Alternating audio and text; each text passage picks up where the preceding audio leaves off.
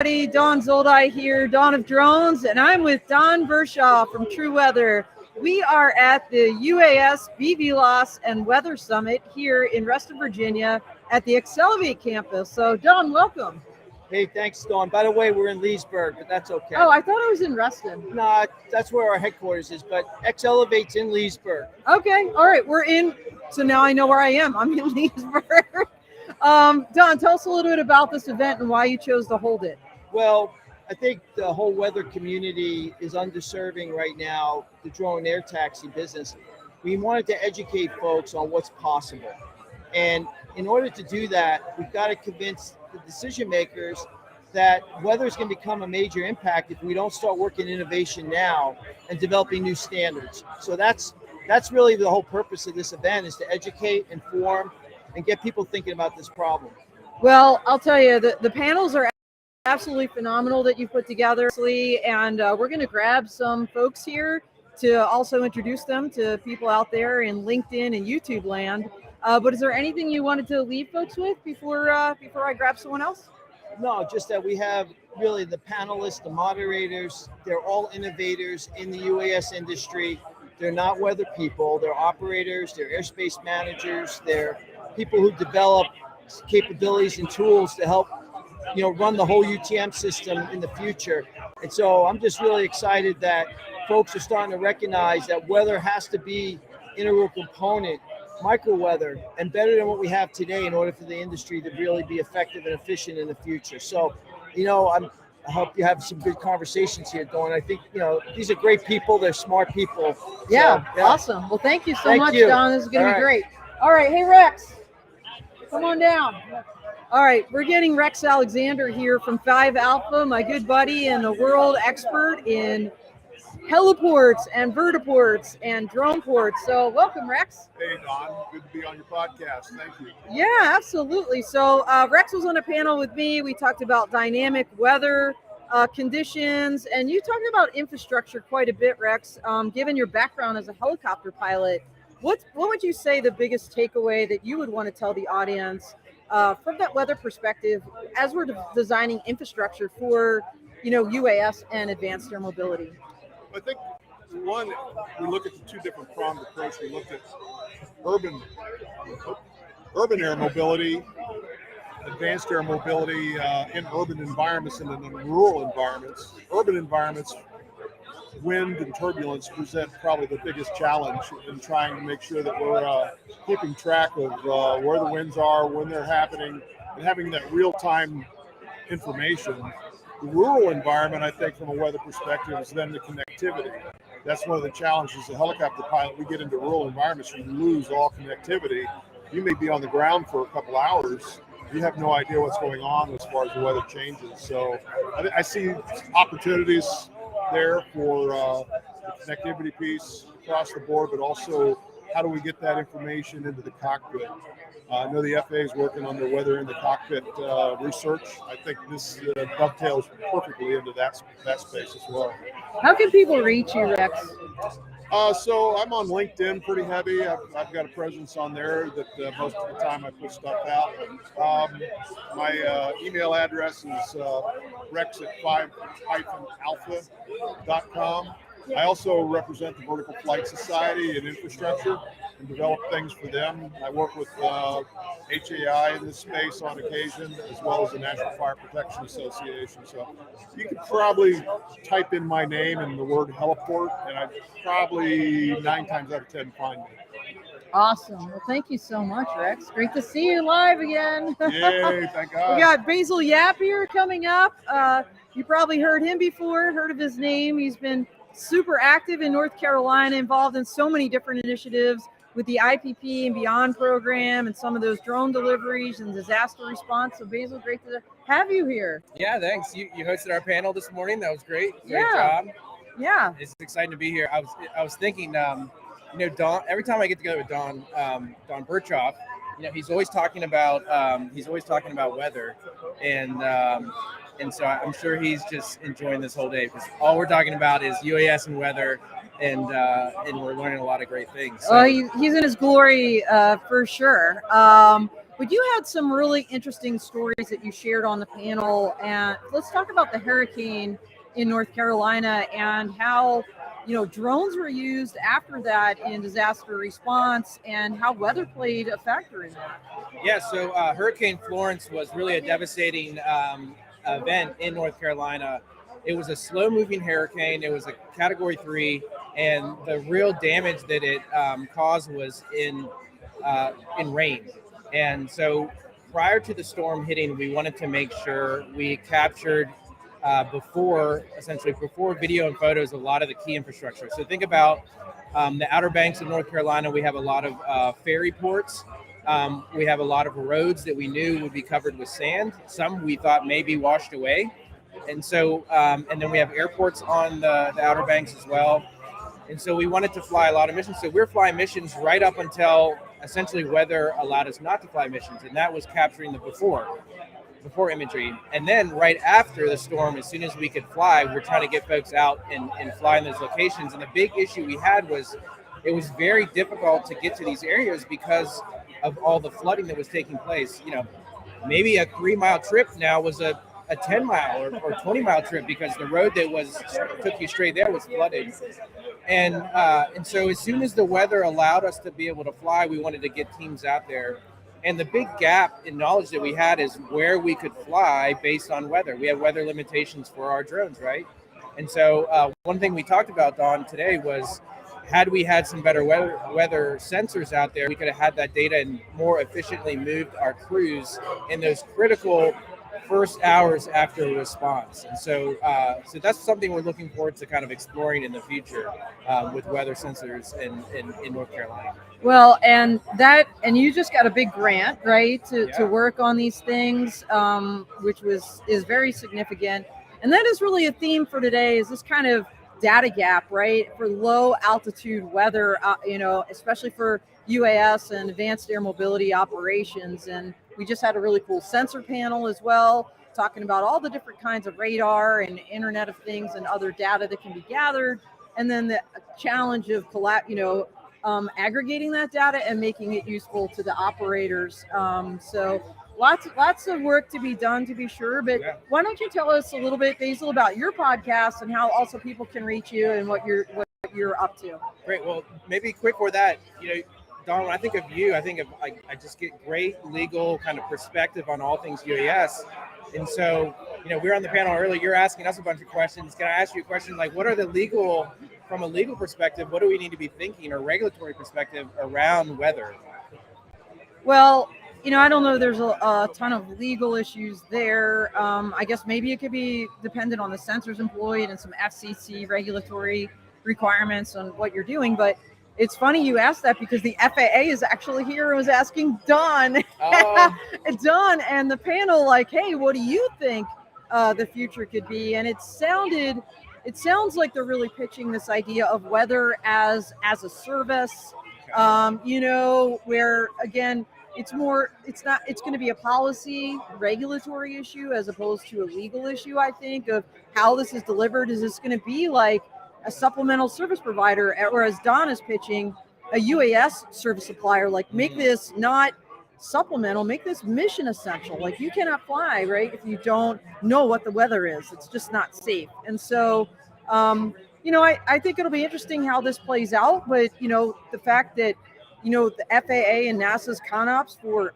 UAS traffic management is privatized. Yeah. It makes sense that the weather sensor and data model could also be a privatized concept where people would buy into that like a subscription to get the most accurate weather that's been aggregated from a whole host of network sensors. So that seems to be the pitch, and I hope that's the policy, because to me, if you wait on the government, they're never going to have the money or the time to do it.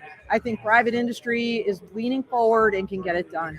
How about accidents maybe that are caused because of the weather data that's provided or decisions made? Do you see that being a factor? I mean, do you see, I guess, liability or legal issues around accepting data and making these critical decisions? We don't have a pilot on board anymore. Yeah, so, we had that question, I think, from a person in the audience about, hey, what are insurance companies going to do? Who's going to hold the risk here? And, it's something that needs to be worked through. But as I think Don Bershoff actually mentioned, look, we make decisions based right now on weather all the time for general aviation and crewed aircraft. And yes, there are crashes and things like that, and sometimes weather's a factor. So there will be some kind of insurance and risk liability modeling for this. Probably, just in negligence law in general, if you provide inaccurate information, great. If you have a duty and you breach that duty and it causes injury, both approximately and actually, and there's damages, then someone's going to be held liable. I mean, that's the basics of tort law. But how, as a practical matter, this is going to play out, it's to be determined. Yeah, for sure. Right. Well, you asked about the podcast. Thank you for asking about that.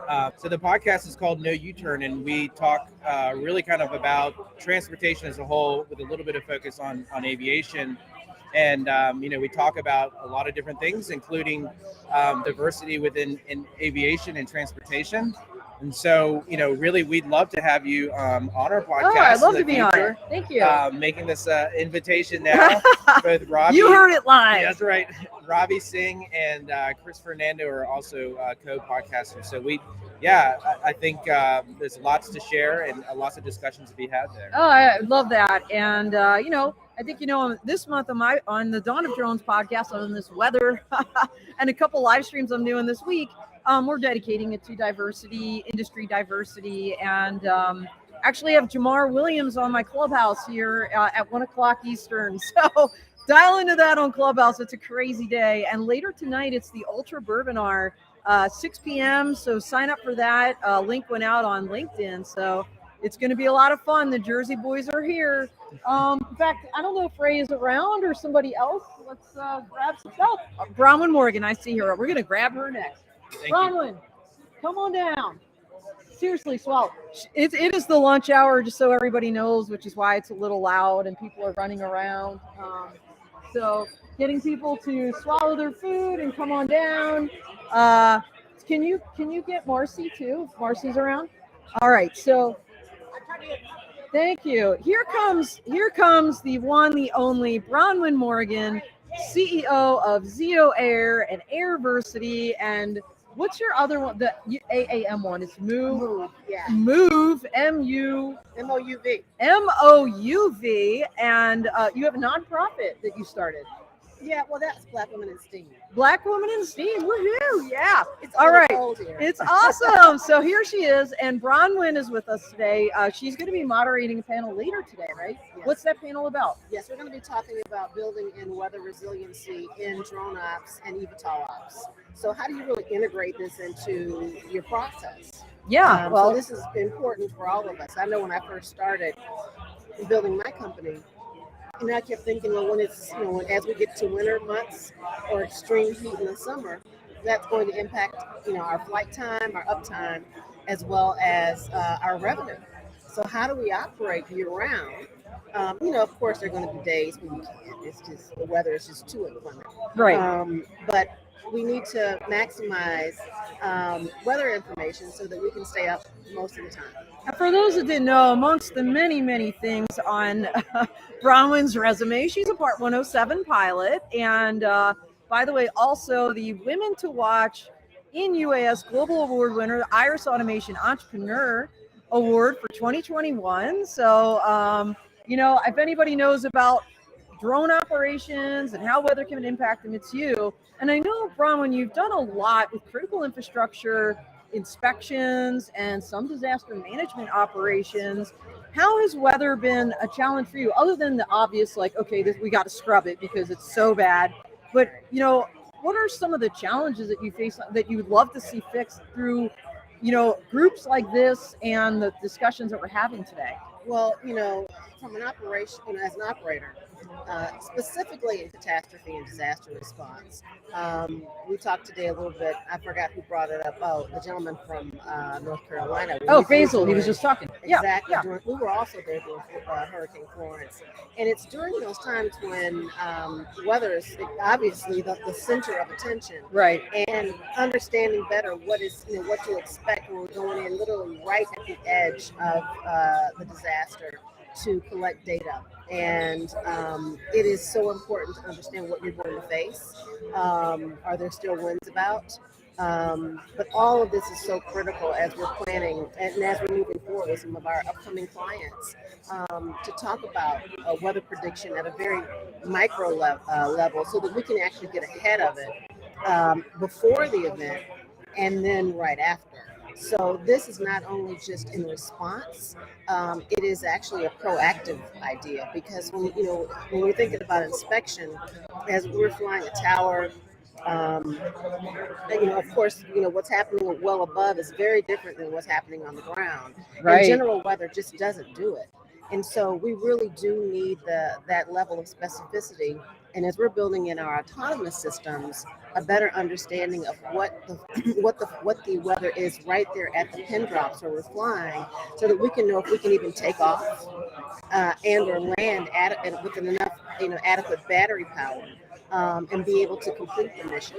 So from an autonomous perspective, even more so from a human piloted drone, this is becoming an increasingly important part of what we're planning for. What I was really shocked to hear, Bronwyn, was that 72% of the radars and weather sensors out there do not cover, or the radars and sensors out there do not cover 72% of 3,000 feet and below, which is, I mean, that's kind of frightening when you think about that. What do you think, Bronwyn? We're hearing a lot of talk today about this idea of putting sensors everywhere, whether it's private companies working with municipalities, somehow monetizing, aggregating that data and getting that out as a service. That seems to be kind of the theme that I'm feeling so far. What do you think about that model? I mean, it makes sense. It's, if you think about weather as a service, it's critical. General weather, as I just stated, isn't enough. And we do need to better manage what's happening at a very local level. One, for better accuracy in what we do, but then also for the general population when it does come to potential catastrophes and disasters. I mean, you're looking at everything from an environment that's too dry, which is going to cause wildfires. And when do you evacuate? Where do you evacuate? Where do you get in front of that so that you can mitigate, those fires? And then other extreme weather. I think we've all noticed that weather is becoming a lot more violent, and it happening in places that we never expected certain things to happen, tornadoes and flooding. And so partnering at a local level, because weather is local. Like politics, weather is local. I love that quote from Don today earlier. And we do need to partner at a local level for better prediction. And I'm hearing now where a lot of municipalities are wrapping their minds around this, assuming their budgets, because it is going to make a difference, big time. Well, and what I thought was interesting on the panel that I hosted about dynamic weather challenges, our colleague from fire department out in Chicago, this idea that when you have a fire, right, you layer weather on top of fire. I mean, fire has its own dynamic, kind of, gusts and, bursts. And I mean, I'm not a technical fire person, but, it was just like this idea of a building, flying around a building in an urban area, number one. Number two, now there's a dynamic fire and outside there's weather happening all at the same time. To think of the challenges that public safety and like people like drone responders have for those operations, very significant. Absolutely. And as we support them in a catastrophe and disaster perspective as private sector operators, because sometimes there's just not enough people to go around to address some of these issues, and it is critical to understand that. And I think that this is the first time in aviation that civilians have really had an opportunity to have a direct hands-on impact on operations. Before it's either larger corporations, aerospace companies, and it was a bit removed. But now, at a very local level, operators will be supporting the technology to help address some of these things. And when you think about local fire departments, police departments, and public safety in general, yes, they are getting their minds wrapped around it. And I think there's still a plethora of agencies that don't yet have drone operations, and that's got to change. No, I totally agree. Awesome. All right. And by the way, we talked about Basil's podcast. Bronwyn, tell us a little about Zeocast. Yeah. You've got your own Thanks, podcast. Dawn. I mean, this is the goddess of podcasts in this space.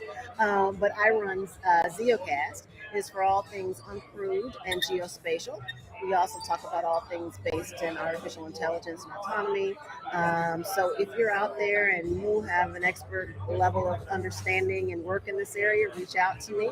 You can do that at BMM at ZeoAir, and that's XEoAIR.com, and we'd love to have you on. But you can follow us on pretty much all 7 of the major podcast channels. Well, and I was going to say, not only that, but follow Bronwyn on social media, on LinkedIn. She's on Twitter. She's everywhere. So if you're not following her, you need to do that. So absolutely. So Thank you, Dawn. so You're amazing. much. I appreciate you. Glad Great you're to here. have you. All right, let's see if anybody else is around. Let's grab somebody here. Okay, well, we've got Marcy Eisenberg coming here, from XElevate. And while we're waiting, come on down. We've got Michael Hunter from TruWeather Solutions. So we had Don Bershoff on a little bit earlier to kind of kick it off. And Mike, what do you do at TruWeather? Well, hi, my name is Michael Hunter, and I'm the Vice President of Engineering Programs at TruWeather Solutions. Okay, awesome. So engineering and programs. And by the way, we've got Chris Wedgeworth out there. He's asking, is there a UAV forecast app? That's probably a great question because we talked about today how many free apps are out there with weather, right? Weather information. This is forecasting though. So what is your answer to Chris on this? Well, like many things, it's in development. Okay. We have an app that we're working on, and currently it's in a beta. It's going to be out fairly soon, and it will have all of our products and forecasting. So yes. Okay, so it'll include forecasting because we talked about there's so many different solutions out there, but you know they're free. A lot of them are free, and you get what you pay for. Yes. Right. And the key is, and this is something I learned today, so you correct me if I'm wrong, but what I heard people say was these different apps or whatever you're using, is it using real-time data? And oftentimes they are not, which is kind of scary. But your goal at TruWeather is to put as many sensors out there, many different kinds in many locations to aggregate that data to get that real-time information to operators. Is that right? Absolutely. It's any sensor, anywhere, anytime. And can you tell us like the 2 primary solutions that you guys offer right now? Well, we are working with LiDARs and anemometers per se, and we have a few different vendors that we're working with. And so far, we've been able to pull them in, ingest the data, run through various models. We have our own, as you know, software as a service display, and it's just growing from there.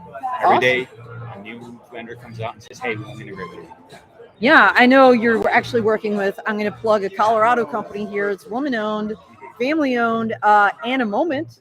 They have little tiny baby anemometers that actually can fit on a drone and be flown around. So really cool. And fun fact, tell them what an anemometer is because not everybody will know that. It's a wind sensor, and the particular ones that we gravitate towards are those that have no moving parts. It makes it easier from a maintenance perspective. They're starting to get in the same realm in terms of cost.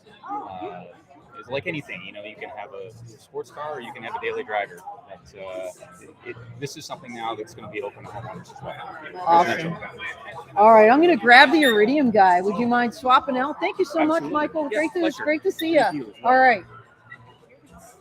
All right. So if you all don't know what Iridium is, it's actually a company that has a constellation of satellites up there. And when you think about communications and you think about weather and what's important and getting those data packets to the operator, Iridium is part of that solution. So Absolutely. Great to see you. Hello, Tom. So this is John Peterson from Iridium. Hey, y'all. And you were just on a panel about the different sensors. So, you know, satellites sound kind of expensive. Like this is not the solution for everybody, but it's definitely a part of a holistic solution, right? When you're thinking about weather. Right. So tell us how Iridium kind of integrates or works in the weather arena.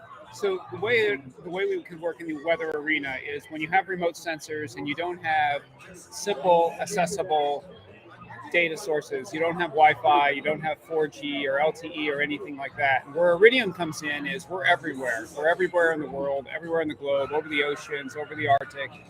And you can get that piece of data up to the satellite. It can bounce from satellite to satellite and then come back down to the ground and end up where it needs to be processed and ultimately consumed and used. And it doesn't have to be expensive. Okay. What makes satellite expensive is folks want to use satellite like it's a high-speed internet connection in your house. And that's not the most efficient way to use it. What we prefer is that people use satellite in a way to get a critical piece of information where it needs to go and only when it has to be used. Yeah. And then it's cost effective. Strategic, like strategic use Exactly. of the satellite. I know I work with the Israeli company Elsight, and I know that their Halo solution, for connectivity for beyond visual line of sight drone operations can go from satellite to RF, and so yeah, it when you need it, when there's nothing else there, like satellite's going to be there. So that's really significant. And we have to work closer with companies so they design their software so that it works over that principle. And that's where a lot of the work that I'm doing here and other places is it's more about, all right, you have a sensor out there that's collecting information, but it only needs to send it over the satellite link when there's a problem that needs to be alerted, like there's weather coming in. And you don't need to send a big graphical picture, you just send a very highly compressed data table that gets processed and rendered someplace else. And now all of a sudden, what you need to send is a very small packet of information, but it's very powerful back at the home base where it's actually processed. Absolutely. So by the way, Daryl Herrera is out there saying, hi, can you repeat the name of the Colorado company with the anemometer? And the answer is yes, it's Anemoment. Anemoment. They are out of, I'm going to say Lakewood, Colorado, but I could be wrong there. Close to Denver, and really doing cool things. They do work with TruWeather Solutions, just like Iridium does. And Daryl is saying he knows that guy, John Peterson. What's going on, Daryl? Running flight operations in Colorado. There you go. It's great to see you. People out there on LinkedIn, just kind of jumping online and giving some comments. So really cool. So great to meet you. Wonderful I think to meet you you too. were on the panel at CES, were you not? Yes, I was. I was in the audience watching and taking copious notes, trying to learn a little bit. So awesome to meet you in person. Wonderful to meet you Yeah, too, Don. absolutely. Thank you so much. Thanks Take so care. much. Take care, y'all. Absolutely. Let's see who else is around. If we can grab anybody else. Here we go. All right, meeting all kinds of new people. So, all right, come on in. This is Kenneth Dudley from the Longbow Group. So tell us what you do. Hi, I'm the Chief Technology Officer at Longbow in Hampton, Virginia, and Hampton at Fort Monroe. Prior to that, I was 35 years with NASA Langley Research Center. And this technology is just so in my blood, I couldn't just put it away when I retired. So I joined up with Marco Sturck, the president of Longbow, and we think of ourselves as an infrastructure company that wants to deploy this enabling technologies that's going to allow the small UAS, the advanced air mobility, urban air mobility, to allow all of that to work. Well, that's awesome. So when you say infrastructure, what do you mean by that? Are you talking about sensors? Are you talking about like physical structures or all the cyber, all of the above? Digital? Very good question. Yes. Okay. So we're first focusing on what the FAA considers the components of aviation infrastructure today. Okay. The communications, navigation, and surveillance. Okay. For this autonomy, we know we need to expand that. So it's the command and control, then the communications, navigation, and surveillance. Okay. Then the sensor layer, and then the security and safety layer. Okay. So it's all of the above. And it's the hardware and the software for all of these components. Okay. And this I've got to throw in because my background when I was at NASA was in electromagnetics. And if you look at those domains of the infrastructure, right, almost all of them, in fact, are electromagnetic based. When we're talking about the sensors, the weather sensors that are surveying the atmosphere, right, those are radars, right, yeah, other types of remote sensing, sure, that's touching the atmosphere through electromagnetics. Yeah, wow. Okay, so no tall order. You're just, they're just covering everything at Longbow. We're trying. Yeah, yeah. We're starting off with the surveillance component. Okay, So okay. We're working with Raytheon and their new Skylar radar system. We'll be deploying that system very shortly in Hampton Roads with Hampton University on top of the tallest building in Hampton looking eastward. And we're working with our NASA partners in a Space Act agreement. Oh, nice. To set up the surveillance component for high density vertiport operations. Oh, wow. And beyond visual line of sight corridors that'll link Hampton, downtown Hampton to NASA Langley. Well, I love that, and I have a little bit of a state envy, I'll call it, because I'm in Colorado. That's where I'm from, and well, that's where I live. I'm from Philly, actually. So East Coast is my home, but Virginia, you guys are doing some amazing things here. Just what you just said, the map, right? The test site, and then this Virginia. What is it? The corporation, the Virginia. I can't read it. I know them as CIT. They're VIPC now. Yeah, VIPC, and they're doing so many things here. Oh yeah, the MAP, the Mid Atlantic Aviation Partnership at Virginia Tech. Acronyms. Well, we've worked with and will continue to work with the Virginia Tech Transportation Institute that works with the MAP. Yeah. Ultimately, these smaller corridors that we're setting up between downtown Hampton and NASA Langley, ultimately, the dream would be to set up a corridor from Hampton all the way out to Blacksburg in Virginia. Wow, that would be amazing. So thank you so much. Thanks for coming by. Nice to meet you. It was my pleasure. I want to catch up more later We'll for definitely sure. do that. All right, cool. All right. Thanks so much. Thank you for inviting us to XElevate. This is outstanding. Oh, good. Thank you. Take All right, care. see ya. Nice to meet you. All right. I don't know if Marcy ever showed up from XElevate, but we're going to probably wrap it up here shortly because I got a house and talk to Jamar Williams from Promo Drone. But all right. No, if Marcy's here, I'll go get Marcy. Okay, we got one more taker here. One more taker before we power. Can you find Marcy, or if she wants to be on it? If you want to do Marcy, I can leave. No, Marcy's not here yet, so you're up. All right, go ahead. Introduce yourself, please. Hi, I'm Jim Broniak. I'm VP of Business Development for a little company called A-Vision. And what do they do? We're we've been working with NASA for the last 8.5 years to build a solution called UTM. UTM, just a little solution called UTM. Stands for unmanned traffic. Yes, I think they know, maybe. We have I would hope. I hope my crowd knows that. Right? So UTM is a service, is something that's being brought online. Will probably be brought online in Europe first. Yep. The EASA has that mandate. And the U-Space, they are moving out, I'm telling you. So we've enabled remote ID in Europe. What? We're excited to bring it here in the U.S.